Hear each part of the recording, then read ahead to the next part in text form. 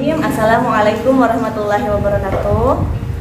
Bismillah, alhamdulillah, wassalatu wassalamu ala rasulillah wa ala alihi wa sahbihi wa man tabi'ahudahu amma ba'du.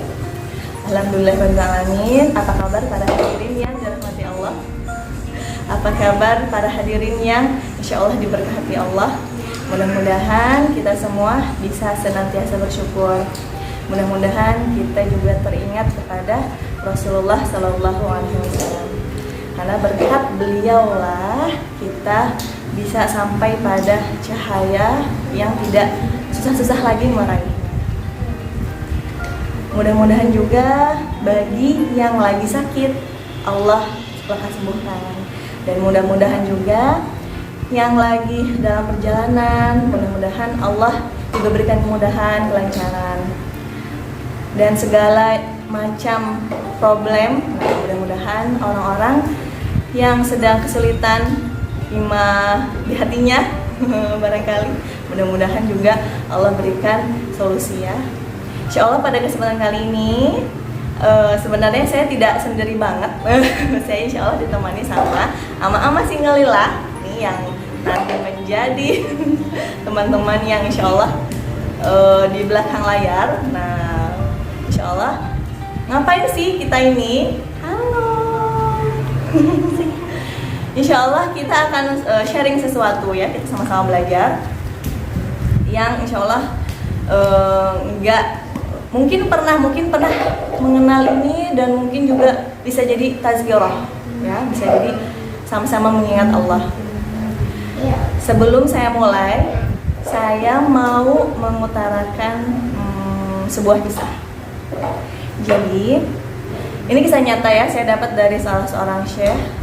Syekh itu bercerita di suatu rumah ada keluarga, ada ayah, ada ibu, ada 3 anak. Jadi anak yang paling ini balita dan dia tuh belum bisa jalan. Suatu hari keluarga ini kedatangan tamu, nggak nanggung-nanggung, tamunya 9 orang. Nah, budaya di keluarga itu kalau ada tamu adalah potong kambing. Jadi si kepala keluarganya itu potong kambing, si bapaknya itu potong kambing. Jadi tamu itu disolahkan ya di ruang tamu. Nah, ibunya itu sedang memandikan yang balita di dalam wadah yang besar gitu dan dikucurin air. Nah, biasanya namanya juga musim panas juga, jadi airnya banyak gitulah. Nah, 2 anaknya itu karena kan tamunya juga pada ngobrol gitu ya, ngobrol-ngobrol kemana-mana. 2 anaknya itu tiba-tiba ngikutin bapaknya. Si anak yang pertama itu melihat bapaknya nyembelih kambing. Tanpa sepengetahuan bapaknya, dia mengambil pisau yang paling tajam dibawa. Kan tadi lagi main kan sama adiknya, dibawa dan dia mempraktekkan itu kepada adiknya tanpa merasa tanpa merasa bersalah, kan dia masih kecil ya. Dia ngiranya itu main-main gitu ya, namanya juga masih meniru, fase meniru kan anak-anak itu. Dia kaget ketika adiknya itu teriak kesakitan dan berdarah kemana-mana. Lalu anak pertamanya itu lari ke uminya, ngasih tahu, "Umi, adik berdarah." Uminya yang lagi mandiin balita itu kaget dan juga mendengar suara si anak kedua itu kan, kaget lari. Ditinggalnya balita itu, namanya spontan ya, ditinggalin. Kalau kita megang barang mungkin kayak ngejatuhin gitu ya, ditinggalin begitu saja. Dia lari ke anak yang kedua, melihat darah sudah banyak gitu ya. Dia kaget, dia hanya bisa teriak Allahu Akbar gitu. Si anaknya yang pertama itu juga dia baru menyadari kalau ini tuh sesuatu yang salah. Dia kaget dan dia melihat uminya teriak, dia lari ke luar rumah. Jadi kan seolah kan, jadi kan namanya rumah ini ya, rumah di Timur Tengah itu, kalau di kampung itu ya seolah, dan yang bagian buat dapur tuh kayak terpisah. Jadi si anaknya itu keluar tuh tanpa ketahuan si tamu-tamu, nggak ada yang tahu. Si uminya teriak nangis, barulah si bapaknya itu datang, lihat ada apa di sumber suara si uminya itu. nggak sadar anaknya itu keluar rumah cepet-cepet dan terjadilah kecelakaan. Dalam satu waktu yang sama, nggak sampai sejam, satu rumah itu kehilangan 4 orang. Anak pertama, kedua, ketiga, saya jadi menangis ya. Dan yang terakhir adalah si Umi. Ketika dia tahu anaknya tertabrak, dia lari ke jalan. Kalau kita bahasanya apa ya, meraung-raung, ya Allah, ya Allah, Akbar, Allah Akbar. Dia nangis-nangis di jalan itu, tetangga keluar dan tamunya juga ikut keluar. Dia pingsan, dia bawa ke dalam. Kemudian kata bapaknya, Inna lillahi wa inna ilaihi raji'un. Bapaknya bisa mengutarakan langsung kalimat itu dengan tenang. Inna lillahi wa inna ilaihi raji'un. Kemudian dia bilang kepada tamunya, mohon maaf, kita nggak bisa melangsungkan acara, tapi mohon bantu saya untuk memandikan 3 jenazah dan juga seperti biasa ya, sampai nanti dikuburkan gitu, bantu segala prosesnya sampai nanti dikuburkan. Yang namanya keluarga biasa aja, nggak ada hal-hal yang gimana gitu ya, keluarga baik-baik, kehilangan banyak orang 4 loh ya, karena si Uminya itu ternyata depresi berat. Dia nggak mau, dia teriak-teriak, dia ngejerit-jerit, karena anak yang terakhirnya itu kan kelelep ya, maksudnya bahasanya itu tenggelam karena ditinggalkan begitu saja kan. Dia juga mungkin namanya seorang ibu ya, ada balita juga, dia baru ingat gitu kan ada anak yang dia tinggalkan gitu. Dan itu bukan ujian yang sepele ya kan. Kalau sakit gigi, Masya Allah gitu, masih kita bisa ikhtiarkan sebagaimana. Di antara tamu itu ada bapak-bapak yang Masya Allah melihat figur keluarga yang kena musibah ini tuh luar biasa. Dia berbisik kepada bapak itu, kamu adalah kepala keluarga yang baik, kamu adalah orang yang solih. Aku punya seorang putri yang belum ada calon pendamping. Nah, apabila hati kamu sudah rendah, apabila kamu sudah siap, aku siap menikahkan putriku pada kamu. Jadi dalam rentang waktu sekian hari, akhirnya dengan segala pertimbangan, bapak itu menikah lagi dengan si yang anaknya tamu itu ya. Tapi tidak meninggalkan istri yang pertama ya. Dan setelah sepanjang waktu, akhirnya mempunyai 13 anak. Jadi yang tadinya dia kehilangan 3 orang ya, saya kehilangan jasadnya wafat, dia kehilangan istrinya secara normal karena menjadi depresi. Akhirnya Allah ganti dengan 13 anak dan 1 istri. Dari kisah inilah saya ingin sharing, ingin membedah. Ada satu hal yang dimiliki oleh bapak itu. Bayangkan kalau misalnya ya, bahkan kayak tayangan sinetron pun atau drama apalah gitu, kayak gitu kan pasti si bapak itu juga nggak mau langsung mengurusi ya, nangis-nangis dulu, ngeraung-raung dulu di jasad, tapi enggak. Bapak itu inginnya segalanya langsung diproses dengan secepatnya, karena lebih cepat lebih bagus. Dengan tegar, bayangin dong bahwa mayat 3 anaknya memandikan, ya Allah, mengkafani, menyolatkan. Itu dan musibah itu dalam 1 hari, nggak nyampe 1 jam. Jadi di sini ada satu hal yang dimiliki bapak itu, yaitu adalah ridho. Bapak itu memiliki ridho yang kuat, ridho yang tinggi. Kalau kalau misalnya musibah itu terjadi dengan jeda yang lumayan, misalnya hari ini kehilangan anak pertama, mungkin sebulan lagi, atau itu mungkin ada waktu ya untuk memulihkan hati. Tapi dalam 1 waktu kehilangan orang yang dicintai loh, bukan sekedar barang ya, tapi benar-benar orang dicintai. Bapak ini kena musibah, tapi dia bisa ridho dengan kuat. Nah, sekarang kita harus paham Insya Allah para hadirin yang diberkati Allah, yang dirahmati Allah. Jadi tujuan sharing ini adalah bagaimana nantinya kita punya tatbik amali, kita punya aplikasi nih, harus ada yang diaplikasikan. Bagaimana kita tahu kita tuh sudah ridho dan bagaimana kita mencapai ridho itu. Pertama kita semua lagu yang namanya al-ibtila ya, namanya bala, namanya ujian, itu ternyata memang sunnatullah. Dan ternyata itu adalah dalil yang hakiki. Dalil yang hakiki bahwasanya ya Allah menciptakan kehidupan dan maut itu ya ujian. Adanya ujian. Kita ingat surat Al-Mulk ya. Fi qouli ta'ala Tabarakalladzi biyadihil mulku wa huwa ala kulli syai'in qadir alladzi khalaqal mauta wal hayata liyabluwakum. Jadi memang tujuan adanya kehidupan kita dan maut itu ya untuk menguji kita, adanya musibah.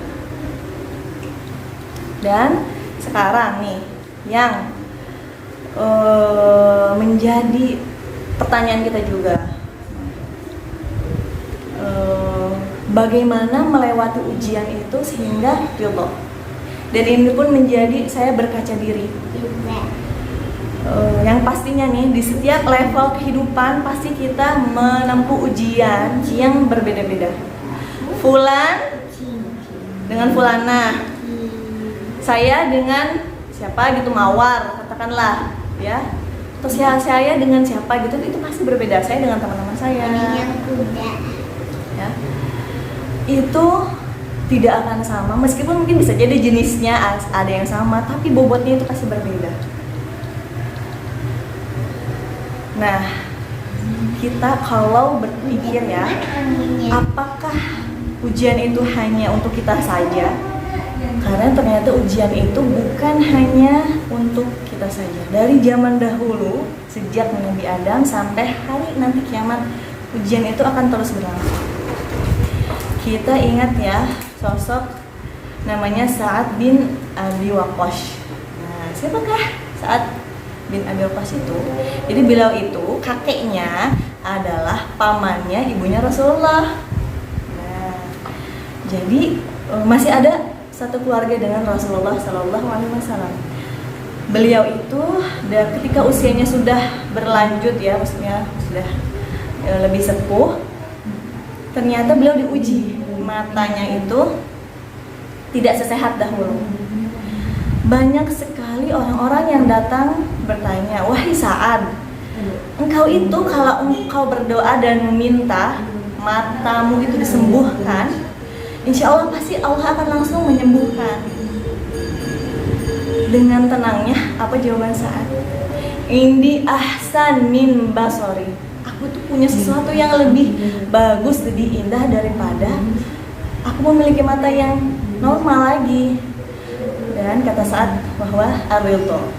Jadi saat itu sudah di level dimana dia itu suka ketika dia diuji. Bayangkan kalau kita diuji mengerut ya, mukanya udah masam segala macam, bete, mengurung, udah tinggalin aku dulu, aku mau sendiri ya, kayak gitulah misalnya. Ini dia di mana dia sudah ibaratnya berteman dengan musibah itu. Jadi mudah-mudahan nanti aplikasi amalannya juga kita bisa meniru ya para salafus saleh. Kemudian nih juga ya, tadi dari ceritanya kan laki-laki. Nah, sekarang ada cerita bagian ahwat singelillah. Nah, ini kisah nyata. Jadi beliau itu namanya masa ya, ketika single ada aja ujiannya, ujian kuliah, ujian di keluarga, ujian yang berhubungan dengan persahabatan lah atau komunitas, pasti aja ada kan. Jadi pada saat ini si ahwat singelillah ini juga insya Allah nih yang lagi di rumah saya ini nih itu akan menemukan masa di mana uji menantikan jodoh. Nah, itu bukan suatu hal yang gimana-gimana yang nanti itu jadi aduh gimana ya, insya Allah ya nanti Allah bimbing. Jadi ahwat ini, khusus fulanah ini sudah menanti lama. Biasanya kalau masa menanti lama itu, kapan kamu nikah? apalagi misalnya teman-temannya udah nikah, kamu kapan nikah tuh, itu tuh udah punya anak, seperti itu sudah zaman sekarang itu mohon dimaklumi ya untuk pertanyaan bagi buat single lila itu. Masa lama menanti, tiba-tiba alhamdulillah beliau dapat jodoh yang solih, keluarganya juga baik, dan tentukanlah hari ta'arufnya, terus kapan khitbahnya, juga kapan nanti walimahnya. Sudah ada proses segala macam ya, mengurus ini itu, ngurus ini itu. 2 minggu mendekati hari pernikahan, ada yang menelpon dari pihak lelakinya. Mereka mengatakan, mohon maaf, kami harus membatalkan pernikahan ini. Padahal 2 minggu itu biasanya undangan sudah dicetak, dan memang undangan itu sudah dicetak. Biasanya ada yang sebulan sebelumnya. Kenapa? Karena mengirim undangan itu kan butuh waktu ya, jadi nggak mungkin satu hari ke berapa banyak orang. Apalagi ini kan kisahnya zaman dulu. Kalau sekarang kan udah ada lewat video ya, undangan lewat video ya, udah lewat medsos gitu. Kalau zaman dahulu ya benar-benar masih kertas. Ketika itu yang tadinya ahwat itu sudah namanya ya, karena saya pernah merasakan namanya orang mau menikah, rasa ya Allah, saya alhamdulillah akan melepas masa lajang, insya Allah sudah prepare baju, dan pastinya baju itu udah ada dong, udah ngeluarin biaya, minimalnya booking tempat atau nyewa kursi ya, kalau misalnya dia walimahnya tuh di rumahnya gitu, pasti sudah ada segala, bukan hanya fisik ya, materi itu pasti sudah keluar. Dan orang yang pihak keluarga calon itu tidak memberikan alasan kenapa, pokoknya hanya minta maaf. Dan yang paling terluka itu ternyata bukan hanya si ahwatnya, tentunya orang tuanya. Karena kan orang tuanya misalnya sudah berusaha cari jodoh, ngedekatin cari mungkin kiai lah, segala macam cara, tiba-tiba harus batal. Sewajarnya hati manusia pasti ada sedih, termasuk ahwat itu. Ketika ahwat itu mendapat kabar itu, ahwat itu masuk kamar, mengunci kamarnya. Beliau itu sholat. Di sholatnya, beliau memohonkan hajat, jadi sholat hajat. Beliau itu berdoa, inni radiyah, ya Allah inni radiyah, ya Allah inni radiyah, aku ridho ya Allah. Kan kalau misalnya pihak luar mungkin mikirnya, oh itu berarti bukan jodoh kamu. Masalahnya ini sudah mendekati hari H ya. Dan bisa jadi sih musibah seperti ini bukan hanya terjadi pada fulanah itu, mungkin di luar sana juga sama ya, terjadi sejenis itu. Nah, ketika dia sudah berdoa kepada Allah, aku ridho. Kapanpun engkau kasih jodoh, aku ridho. Bagaimana masalahnya undangan sudah tersebar dong, nggak mungkin teleponin satu-satu, maaf cancel, nggak mungkin ya seperti itu, kan sangat banyak orang. Tetapi Masya Allah ya, inilah yang kita bisa contoh dari ahwat ini. Beliau ridho, tiba-tiba kan undangan sudah tersebar nih, dan keluarga pun sudah udahlah, nanti itu membatalkannya nanti aja, kata abinya itu. Tiba-tiba seminggu mendekati hari A. Jadi kan dibatalin itu 2 minggu mendekati hari H. Ketika seminggu mendekati hari H, dapat telepon dari orang jauh gitu ya. Jadi teman dari ayahnya itu baru, kalau saya nggak salah ingat, baru pulang dari luar negeri. Nah, ada anaknya laki-laki yang sedang cari jodoh. Barangkali anak kamu tuh ada yang belum dapat jodoh. Nah, kebetulan temannya itu nggak tahu kalau ada undangan disebar, ahwatnya itu sebenarnya mau menikah. Nah,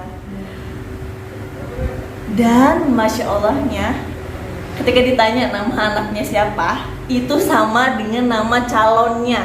Nama anak itu sama, calon yang dulu batal itu. Dan nama ibu bapaknya itu mirip. Jadi cuma beda berapa huruf gitu. Dan juga orang kan nggak akan terlalu merhatiin ya siapa gitu kan bapaknya. Dan paling ibadah itu alamat, kan alamat juga kecil ya di undangan itu, nggak gimana lah, nggak merusak. Ini ya Allah, dengan bapak itu langsung sujud syukur, ya iya saya ada anak yang belum nikah, Gimana kalau seminggu lagi? Alhamdulillahnya mereka itu juga pengennya cepet, karena nanti tuh mereka harus prepare lagi ke luar negeri. Nah masalahnya mau nggak anaknya ke luar negeri? Ya alhamdulillah setuju, nggak ada kendala lain. Tapi sebelum itu bapaknya menceritakan, jadi anak itu awalnya memang mau nikah tanggal sekian. Bagaimana kalau tanggal sekian juga? Karena agar menutupi fakta dari masyarakat, apalagi kan zaman dulu ya, maksudnya di daerah yang kayak deket-deket rumahnya tuh, yang kayak kampung itu kan satu kali ada berita tuh tersebar lah, dinding itu bisa berbicara. Jadi untuk menutupi, namanya juga aib ya. Jadi alhamdulillah setuju juga, pihaknya juga setuju undangannya. Ya udah, apalagi yang kurang nih kata. Jadi mereka itu tinggal menutupi apa yang kurang. Itu tuh nggak disangka, ya kan?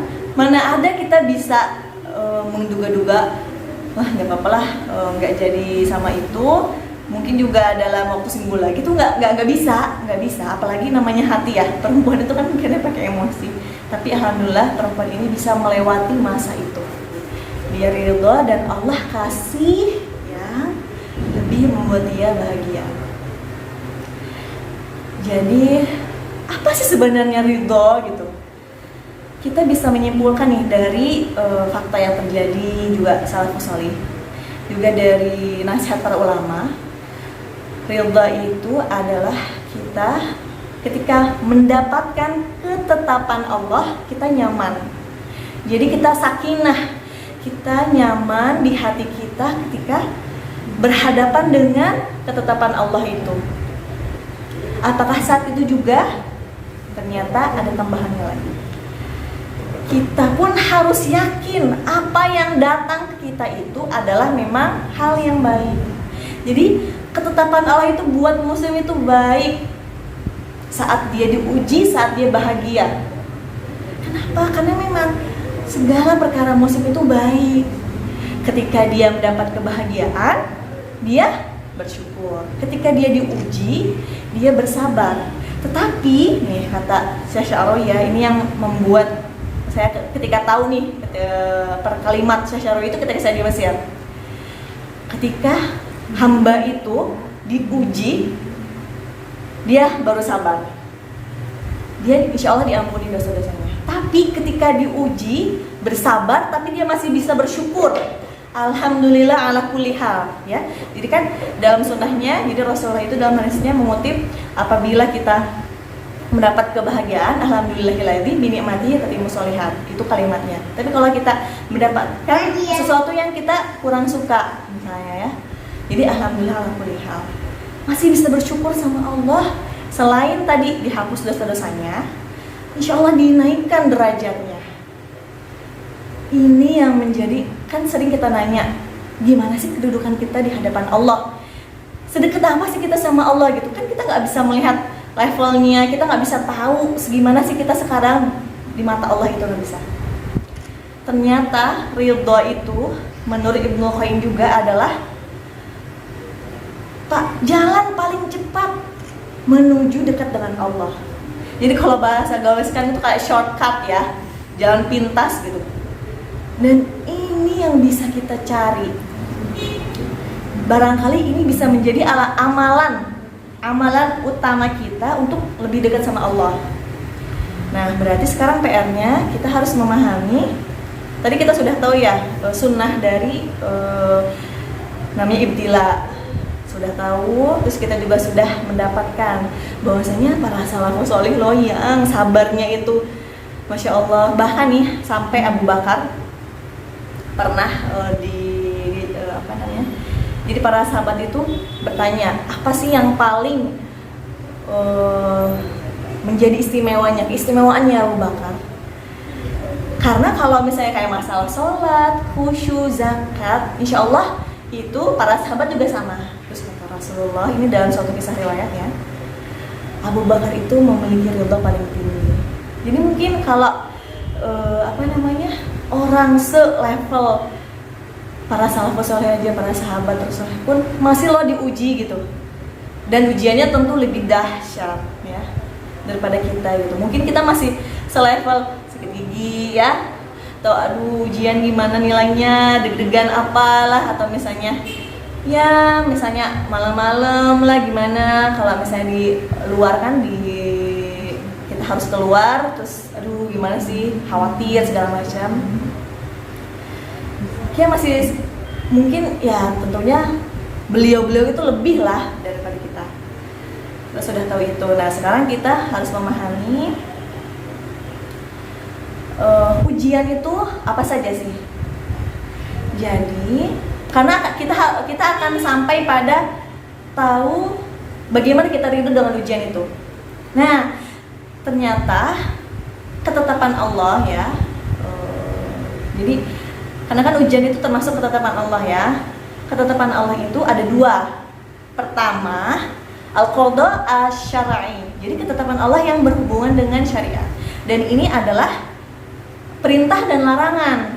Ya, kita diperintahkan sholat, bertauhid, zakat, puasa, ya, naik haji, menikah, terus kita meninggalkan yang haram, kita menjaga diri. Itu sebenarnya ketetapan Allah yang kita pun harus ridho. Nah, ciri kita ridho bagaimana? Yaitu cuma satu. Pertama, kita harus menerima ketetapan itu. Jadi kita jangan protes. Kenapa kita harus menutup aurat? Sebagai perempuan kita harus sempurna. Kenapa kita harus berhati-hati dengan makanan, memilih makanan? Kenapa kita muamalah harus jauh dari riba? Nah, segala macam itu kita benar-benar menerima. Kedua, ciri kedua itu adalah kita tidak bermaksiat. Jadi otomatis ketika nauzubillah orang itu bermaksiat, ya, maka otomatis dia tidak ridho dengan ketetapan Allah itu. Karena kan ibaratnya dia telah menentang ketetapan Allah yang syar'i tadi. Itu yang pertama. Nah, yang kedua, qada yang berhubungan dengan al-kaun, ya. Jadi apa itu? Jadi al-qada al-kauni ini adalah ketetapan Allah yang berkaitan tentang kita. Sakit, sehat, kaya, kekurangan, kita merasakan panas, merasakan dingin, ya. Adanya musibah tsunami, adanya musibah tornado segala macam, musibah alam itu termasuk di al-qada al-kaun. Nah, al-qada al-kaun ini terbagi dua. Yang pertama itu berhubungan dengan yang disukai manusia. Dan itu memang tabiatnya manusia suka itu. Apa saja? Pertama, sehat, ya pasti dong. Siapa sih yang mau sakit? Sehat. Kedua, rupa ya, rupanya maksudnya, fisiknya ya. Ketiga, yang berhubungan dengan yang dia sukain. Harta, ingin kecukupan dong, nggak mau melarat. Itu memang tabiatnya manusia. Nah, bagaimana kita tahu kita sudah ridho? Nah, pertama itu adalah kita bersyukur dengan nikmat yang sudah Allah berikan tadi. Nikmat kita kakinya masih sehat, masih bisa melangkah silaturahim, kita masih bisa berziarah. Nah, itu kita bersyukur dengan itu. Kedua, kita mengakui siapa sih yang pemberi nikmat itu. Itu bukan karena kitanya mampu, kitanya punya uang, bisa naik transportan umum, itu enggak. Hanya Allah yang bisa melakukan itu. Maka kita benar-benar ketika kita sehat, yang kita ingat adalah karena saya itu udah makannya rajin, pola hidupnya juga udah oke sesuai anjuran dokter. Kita jangan sampai mengandalkan diri kita tuh, tapi kita fokus memang Allah lah yang membuat kita seperti itu. Nah, itu yang tadi disukain. Ternyata ada jenis kedua yang tidak manusia sukai, dan itu tidak juga diinginkan. Seperti apa? Sakit ya, tiba-tiba jatuh miskin, sesuatu yang gak mengenakannya, kayak panas banget, dingin banget. Tetapi di bagian jenis yang tidak disukai ini, kita ada dua. Dari jenis yang kita itu bisa ikhtiar, ada juga yang kita tidak bisa ikhtiar. Dari yang kita bisa ikhtiar itu, kita bisa memilih pola hidup yang sehat, kita bisa memilih agar kita lebih hati-hati, tidak dicopet orang di jalan, tidak ketabrak, kita lebih hati-hati agar rumah tidak kebakaran ya, dengan segala macam hati-hati dengan listriknya, kompornya, kita bisa ikhtiar. Ada yang kita tidak bisa ikhtiar ya. Ini masih di jenis yang ini tuh tidak disukai manusia.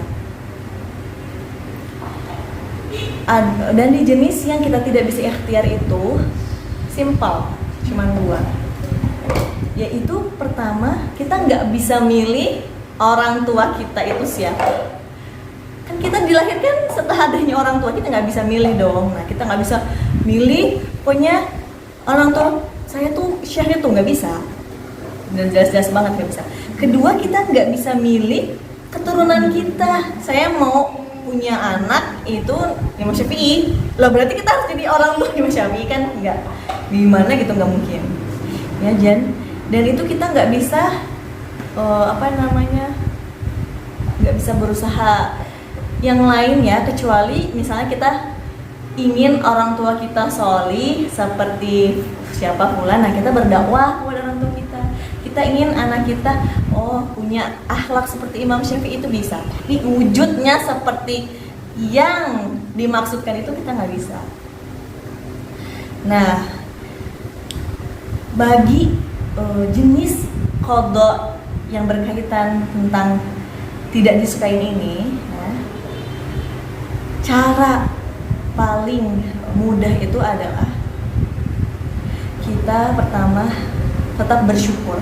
Ya, tadi kan yang tentang kenikmatan nih, ketetapan Allah yang berhubungan dengan kenikmatan itu, alhamdulillah ya, bersyukur insya Allah langsung tercetus gitu, kita mendapatkan kebahagiaan itu insya Allah langsung.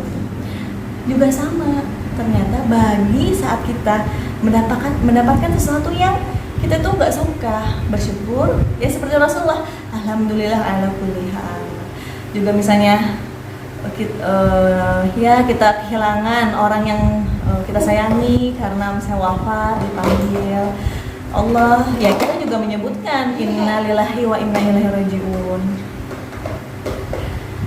Nah, insya Allah ya, dengan minimalnya kita melakukan itu. Nah,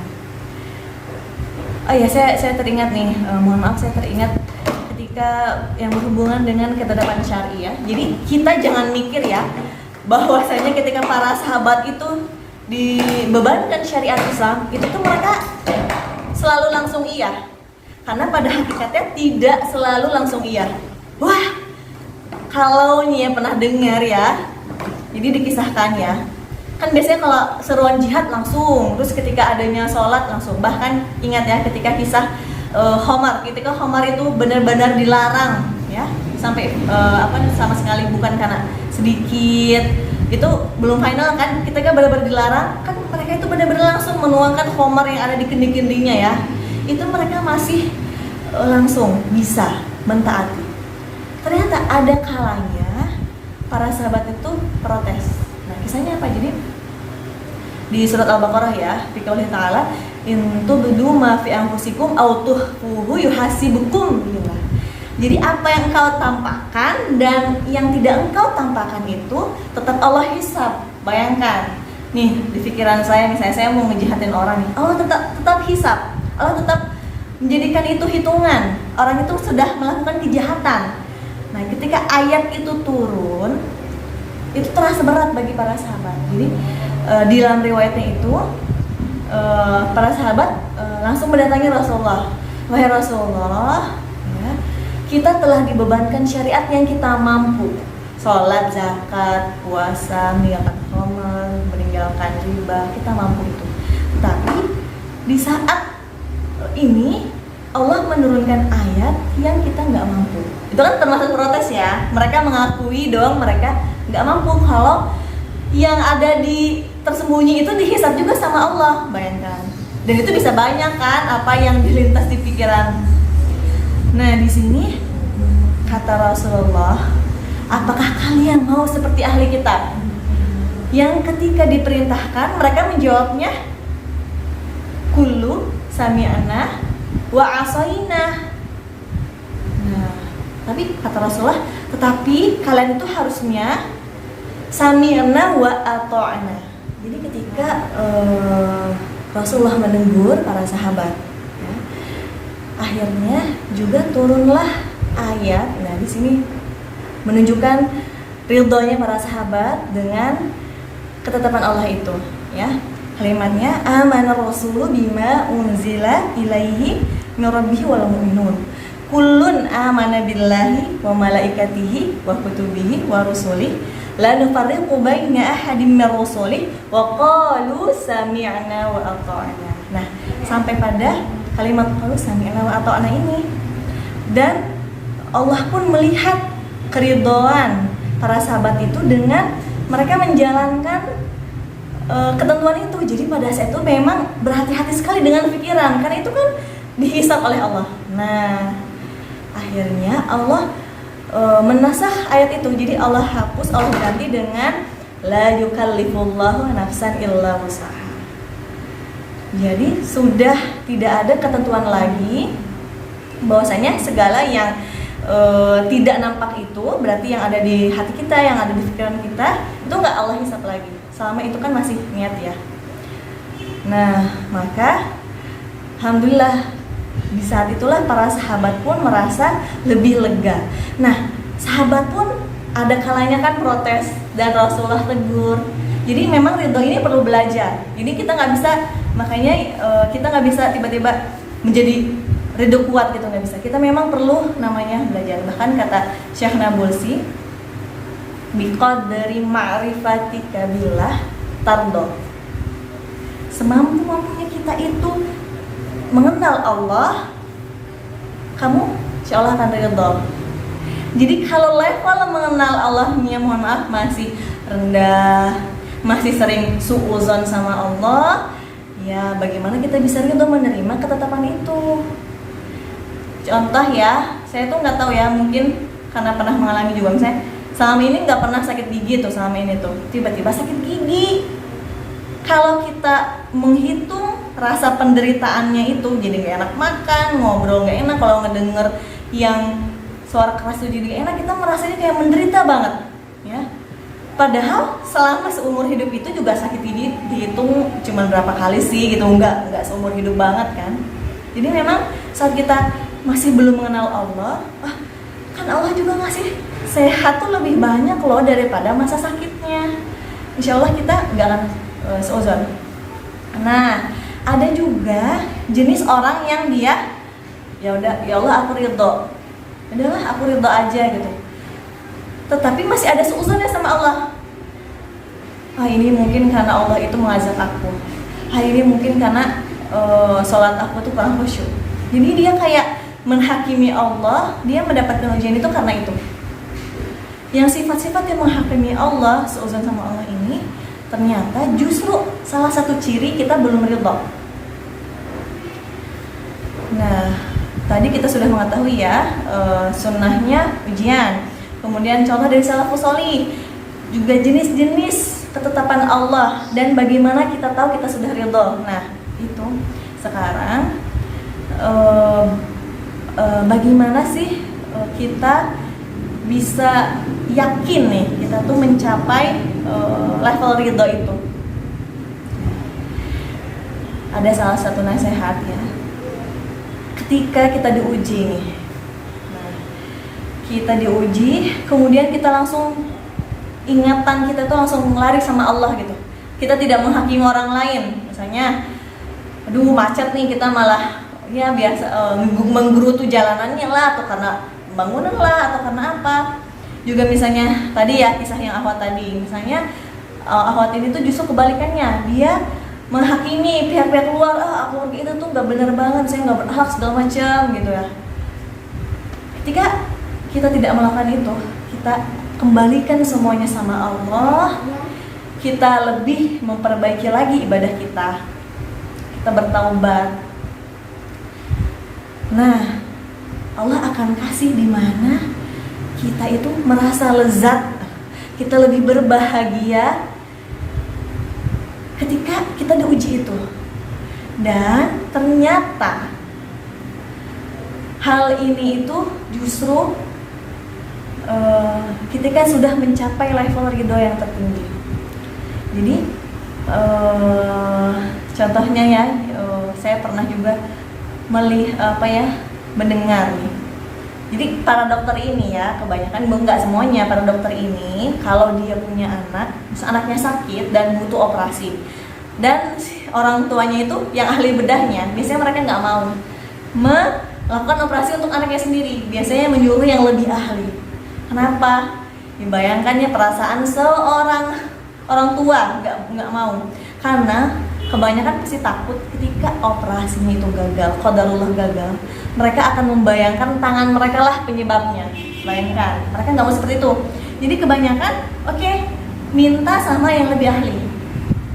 Nah juga ini terjadi nih sama, jadi seorang dokter ya, jadi kita banyak cerita ya, semoga nanti bisa jadi langsung diamalkan. Seorang dokter ini menunggu anaknya sampai 10 tahun. Itu bukan waktu yang mudah. 10 tahun. Apalagi zaman sekarang, itu kan kisahnya zaman dulu, zaman sekarang tuh kamu kok belum punya anak aja, banyak pertanyaan seperti itu ya. Ketika punya anak, alhamdulillah anaknya sangat sehat. Di suatu masa ternyata anak itu harus operasi karena ada usus buntu, dan itu anaknya masih usianya 2,5 tahun. Kebetulan ya si bapaknya itu ternyata memang ahli bedah, ahli operasi, dan akhirnya dimasukkan ke rumah sakit, dan pihak rumah sakit itu justru menunjuk bapak itu. Di antara dia merasa takut kehilangan, bayangkan menunggu 10 tahun. Setelah 2,5 tahun ibaratnya main sama anaknya, tiba-tiba anaknya sakit harus operasi, dan operasi usus buntu itu banyak juga kasus yang tidak selamat ya, apalagi balita kan. Ketika dia itu kembali melakukan itu, kembali menyerahkan kembali semuanya kepada Allah, lebih dekat sama Allah, kan dikasih jeda waktu ya untuk operasi itu, meyakinkan dulu apakah pasien ini cukup, bagaimana detak jantungnya, segala macam persiapan. Akhirnya dia merasa yakin, aku yang harus melakukan itu. Jadi sebagaimana dia melakukan ke pasien lain, kan namanya dokter tuh membantu ya, cinta dengan pasien itu kan, suka dengan pekerjaan itu, dia lakukan seperti biasa dan alhamdulillah selamat. Jadi tadi ketika kita sudah sampai pada level yang kalau kita sebutnya mentok-mentoknya nih, kita kembali sama Allah, kita lebih dekat sama Allah dengan melakukan upaya ibadah yang semaksimal mungkin, kita jadi kayak merasa, oh iya, aku harus melewati itu, aku harus melewati ujian itu. Jadi kayak kalau bahasanya love gitu ya, love disaster. Jadi kayak kalau ada musibah, bencana itu dia nggak meraung-raung lagi ya. Kalau bahasa sekarangnya nggak, di jalanan gitu dia gosek-gosek tanah gitu kan, dia nggak pada posisi itu lagi. Nauzubillah juga nggak sampai dia itu bunuh diri, Allah nauzubillah. Nah jadi sekarang manfaat ya kita ridho, karena saya tahu ya, pokoknya setiap level umur itu pasti ujiannya beda-beda, dan ini tentu ada manfaatnya. Ketika kita sudah mempelajari ridho ini dan kita tahu tadi kuncinya, kita bagaimana kita tetap meningkatkan marifat kita sama Allah, terus kita juga ya tetap bersyukur ketika barangkali ya ketika kita mendapatkan ujian terus kita bilang alhamdulillah ala kulli hal, Allah cuma satu kalimat aja, tiba-tiba perasaan kita lebih insyirah, lebih lega, itu bisa jadi loh, nggak ada yang nggak mungkin. Karena kan kita biasanya yang berat itu perasaan ya, perasaan yang lebih berat itu. Maka di sini manfaat ridho ya tadi kan Ibnu Qayyim menyebutkan ya, kita tuh shortcut gitu, kita lebih jalan paling lebih dekat untuk posisi kita tuh derajatnya lebih dekat dengan Allah, lebih cepat. Juga tadi ya kita insya Allah nggak sampai pada level nauzubillah dapat ujian itu bunuh diri, nauzubillah. Dan paling akhir itu kita lebih nyaman, karena apalagi nih perempuan, biasanya itu ahli sejarah tertinggi itu bukan siapa-siapa tapi perempuan, historikal ya, masa lalu yang zaman dulu aku tuh pernah disakitin, SD tuh dibully misalnya, SMP, itulah perempuan. Kenapa? Karena perempuan itu lebih dominannya otak kanan. Jadi nauzubillah, bener-bener ketika kita bisa mengaplikasikannya, insya Allah ya, para hadirin yang berbahagia, yang sama-sama nih dalam rangka ini kan kita sama-sama belajar. Ini juga menjadi cerminan buat saya agar ya Allah saya selalu ridho dengan segala ketetapan Allah. Apalagi nanti ada masanya nih yang single jadi punya pasangan, ada ujiannya. Nanti yang setelah punya pasangan ada anaknya, ada ujiannya. Nanti anaknya dua, ada ujiannya lagi. Kita kan selalu menemukan itu, dan kita nggak bisa banget deh pokoknya ada pintu kemana saja gitu kita ke Mars gitu misalnya, nggak bisa. Itu kita harus sebagai sunatullah dari Nabi Adam sampai hari kiamat nanti itu pasti akan ada ujian. Kita ibaratnya harus berani menempuh ujian itu. Dengan tadi ya, kita tetap yakin segalanya untuk muslim itu baik. Jadi mudah-mudahan ya tadi kita sudah dapat sunatullahnya ujian juga, tadi bagaimana contohnya para salafus shalih. Juga kita tuh bisa menjadi lebih penguat ya. Mungkin orang beda-beda ya. Ada yang ketika ketika ketemu dengan ujian itu biasanya dia langsung cerita sama orang. Ada yang biasanya dia langsung buka buku mencari bagaimana sih menghadapi ini. Nah, kita mungkin bisa langsung coba buka Al-Quran atau buka hadis. Jadi ada hadis, saya ingat insya Allah, jadi Sunan Ibnu Majah. Jadi qala Rasulullah sallallahu alaihi wasallam, innallaha azza wa jalla idza ahabba qauman ibtalahum. Ketika Allah mencintai suatu kaum itu, Allah berikan dia ujian. Nah, faman radiya falahu ridho. Apabila orang yang kaum itu ridho dengan ujian itu, maka Allah juga ridho loh dengan dia. Dan kebalikannya, waman sakhata falahu sukhutun. Ketika orang itu sukhut itu apa? Murka, marah, nolak, maka Allah juga murka dengan orang itu. Padahal kan yang kita cari namanya juga mardotillah, kita mencari keridhaan Allah. Berarti tadi kita sudah dapat juga manfaatnya. Kita bisa masuk menolong orang agar lebih ridho. Jadi jangan sampai berhenti di diri kita saja. Jadi akhwatullah dan ikhwanillah juga, insya Allah saat kita tahu nih sahabat kita kena musibah, dia dalam keadaan down juga nih, kita juga jangan langsung kita lihat kondisinya, apakah dia sudah bisa menerima nasihat. Kita bisa bantu dia awalnya melewati masa rasa itu dulu. Jadi kalau dalam psikologi itu, orang itu pertama akan melewati 5 tahap. Tahap pertama itu pasti ada namanya denial. Dia akan menolak. Kenapa itu terjadi sama aku? Itu secara umum penelitian psikolog. Jadi kalau kita nemu sahabat kita seperti itu, kelihatan belum sampai rela, belum sampai ridho, hatinya belum sakinah dengan ujian itu, kita jangan langsung kamu ridho aja loh daripada dapat berkah Allah. Ya, itu malah jadi bete. Nah, kita tolong dulu melewati rasa itu. Caranya gimana?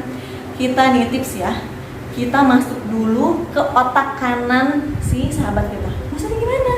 Kita pahami dulu otak kanannya itu adalah rasa ya. Jadi otak kanan itu rasa, otak kiri itu logika. Kita masukkan dulu ke otak kanannya.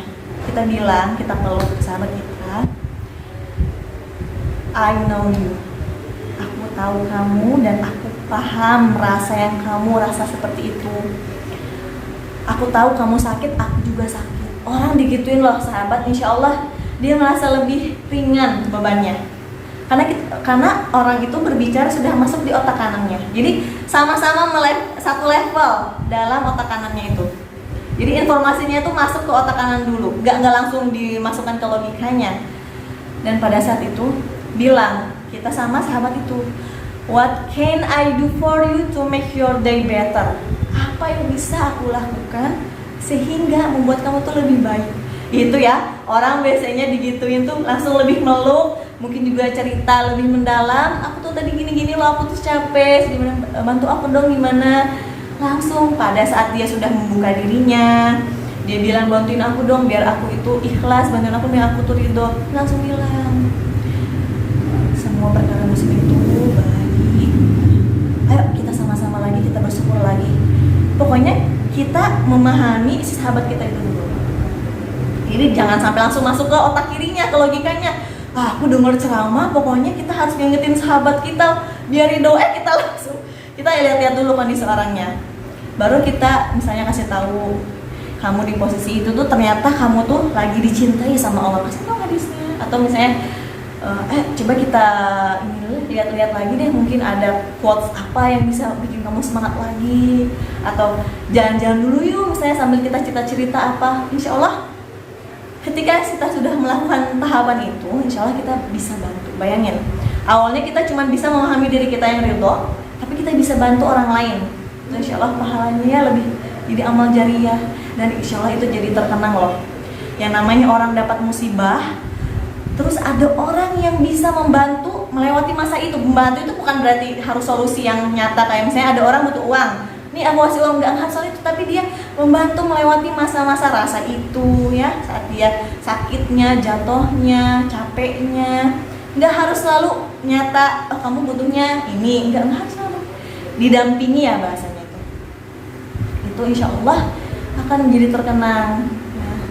Dan insya Allah juga ini bisa menjadi ilmu nanti kebapak-bapaan, nanti jadi bapak-bapak insya Allah juga bisa ilmu buat nanti jadi ummahat. Kenapa? Karena ketika mendampingi anak ya, ternyata kalau kita sudah misalnya mengikuti nih, ada ini, ada training parenting apa, terus ada, wah anak saya ini lagi senang-senangnya belajar ini, kita mungkin ikuti itu, tapi kita lupa ternyata hanya Allah yang mampu membantu kita mengurus anak itu. Contoh nih, karena pengalaman ya, misalnya si anak itu lagi masa-masanya, dia terlihat seperti menolak makanan. Cuman saya alhamdulillah selama ini punya komitmen, ketika anak nolak makan itu nggak bilang dia menolak makan, tapi dia memilih makan yang lain. Jadi biar di otak saya itu husnuzon, biar dan nggak ada menjudge anak, menghakimi anak itu nggak mau makan. Jadi ini juga saya mendapatkan dari Syekh, ada seorang ibu. Kalau ini tuh kisah yang selalu teringat terus kalau lagi diuji tentang anak nih. Ini juga bisa buat bapak-bapak, nggak buat ibu-ibu. Ketika si anak itu ibu itu anaknya sudah balik, tapi qadarullah anaknya itu nggak mau sholat dan bahkan jarang di rumah. Dia ngadu sama Syekh, wahai Syekh gitu, aku tuh sudah mengajari anak aku ini itu, tetapi dia nggak mau sholat, bahkan dia jarang di rumah. Kata Syekh cuma sekitar, wahai ibu, cobalah di setiap sholat nih, sholat 5 waktu nih, kamu berdoa ini radiyah bi ibni, sebut nama anaknya. Ya Allah, aku tuh ridho dengan anakku. Tadi tuh aku suruh ke masjid, menolak. Aku ridho dengan anakku. Tadi aku siapin makan, ternyata ditolak. Semuanya, segala tingkah lakunya. Coba selalu istiqomah dengan doa itu. Gak lama, 3 hari kemudian, ibu itu datang lagi sama Syekh itu. Ternyata ibu itu menangis.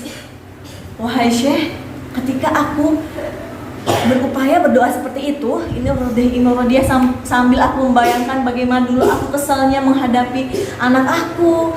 Dia itu menolak pergi ke masjid, dia itu menolak sholat, dia itu jarang tinggal di rumah, pergi terus keluyuran.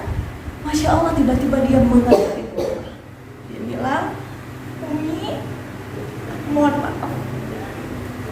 Jadi terharu. Jadi semasa anak itu balik ya, dari masa belasan tahun sampai anak itu udah dewasa, baru pertama kalinya dia minta maaf dengan ibu itu. Itu setelah ibu itu berupaya, ini Robiah, saya tuh ridho dengan anak saya. Nah, ini bisa jadi tips juga. Pokoknya ketika anak bertingkah laku apapun, kita berupaya, meskipun kita awalnya ya Allah, tumpah-tumpah lagi, apalagi balita itu tumpah-tumpah lagi, nggak harus nyapu lagi, ngepel lagi, pasti ada rasa seperti itu. Tapi kita langsung ucapkan ini radiyah, sambil dia nyapu-nyapu tuh.